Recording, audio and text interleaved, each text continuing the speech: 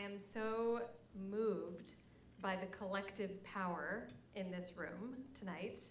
I think like my calling is to help cultivate that collective power and that fire. There was a lot of fire happening right before me, and I'm just feeding off of that because I think it is the energy that we need to burn down what is not working for us and what we need to light the path forward with our desires and our pleasure, which is what I'm going to talk to you about for a little bit.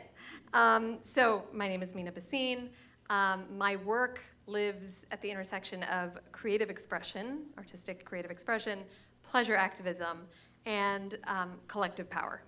And I'm just curious, pleasure activism as a term, raise of hands, heard of it?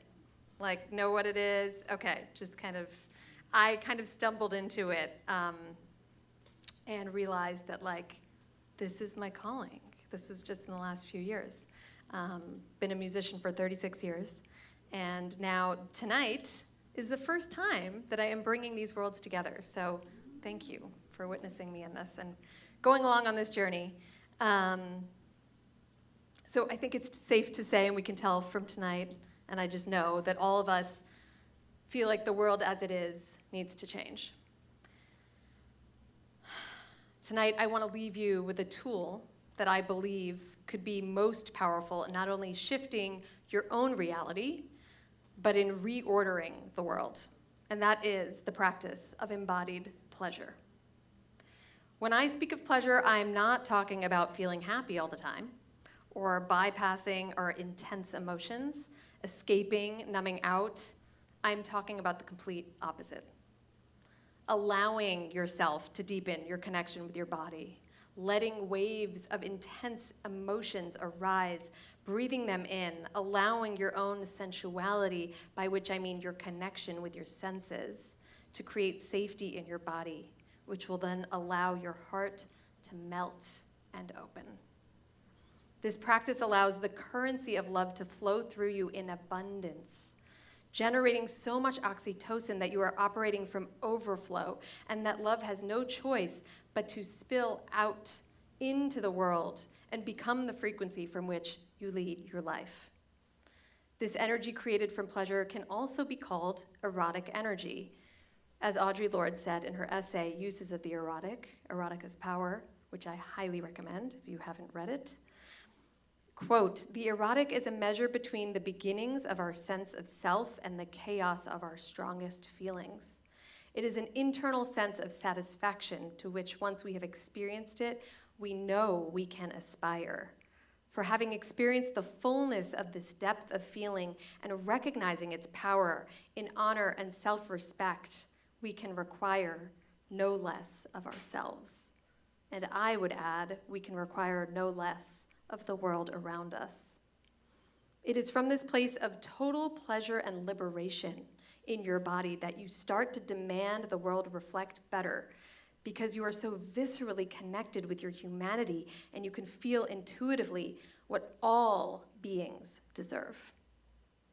When you cultivate a practice of pleasure, not just in the bedroom, you start to see the world through rose-colored glasses, not because you're delusional, but because you know what ecstasy feels like in your body and you are living from this place. You start to wonder why systems of scarcity and fear run the world instead of sourcing from boundless and abundant pleasure. You start to dream of an alternative world where pleasure is what powers us all.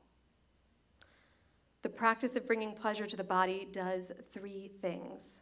Number one, pleasure reconnects us with our bodies and helps us fall in love with ourselves first. In a world where everything is designed to disconnect us, pleasure does the opposite.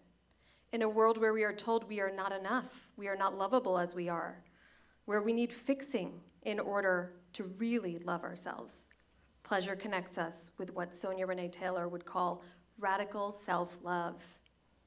Our bodies as an expression of divinity, pulsing unceasingly with life force, life-creating energy. Number two, pleasure increases our capacity to feel. It serves as a lubricant to allow ourselves to feel not just the light, more palatable emotions, but the whole range of them, like grief and rage, that we are taught to suppress or numb out. Our ability to love the full spectrum of emotions is an essential tool for change.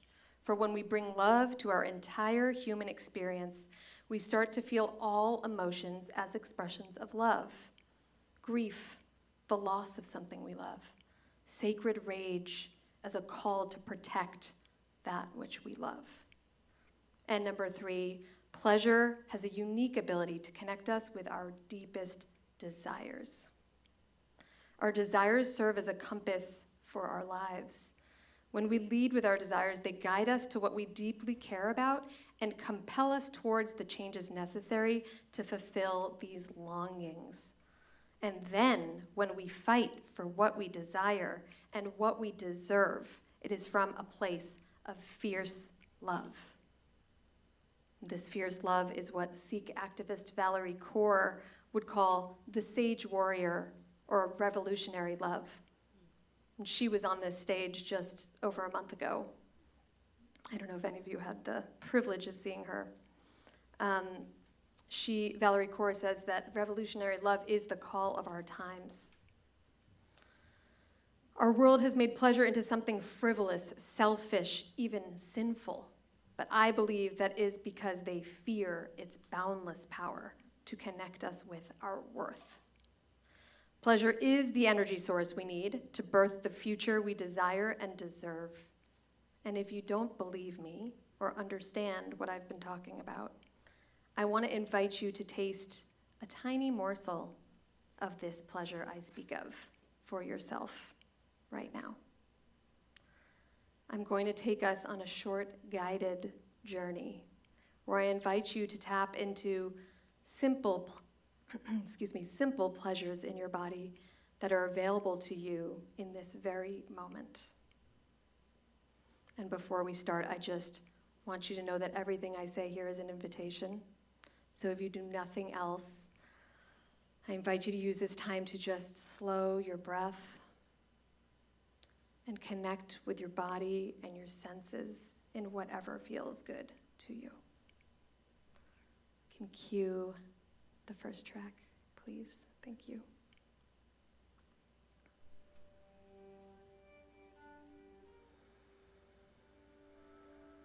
So as you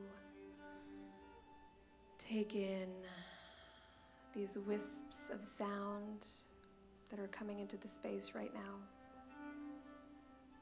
I invite you, if it's available to you, to slowly flutter your eyes closed. And as you start to go inward,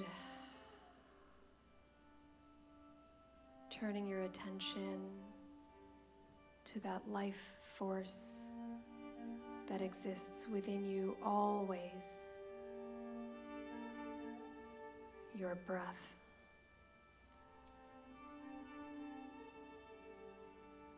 Just observing your breath.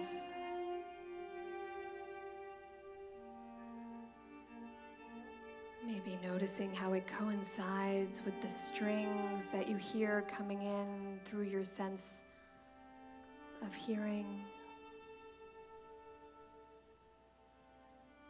Allowing that breath to massage you from the inside of your body. Allowing the music to massage you from the inside of your body. Where is that high violin touching you?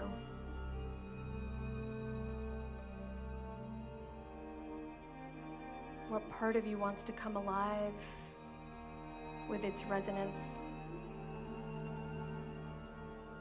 And what about the deep bass? Where is that finding space to vibrate inside of you?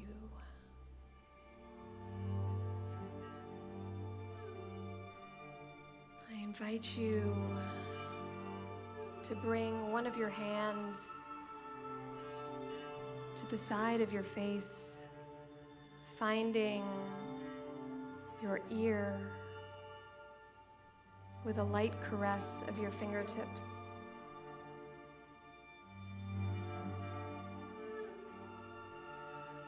And just moving your fingertips around the outline of your ear, the edges, tickling the inside, allowing your hand to find its way down the side of your neck, using whatever kind of touch feels most delicious to you right now. Breathing and listening.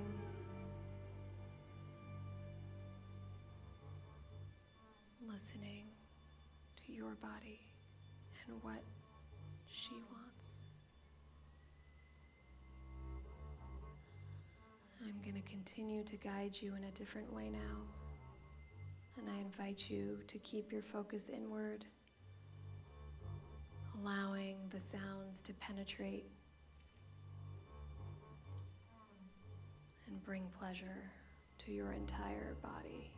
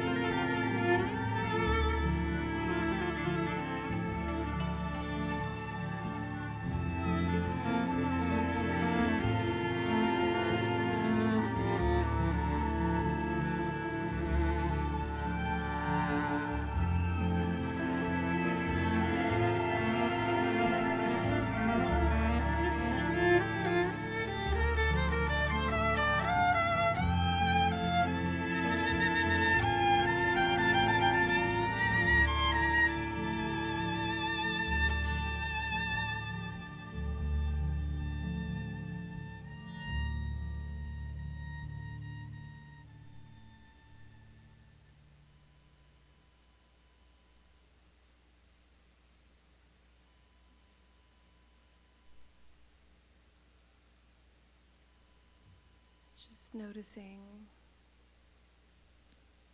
how you feel right now.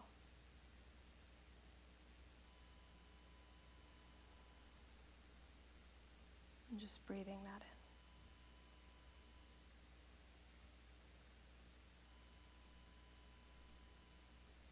in. This is available to us always.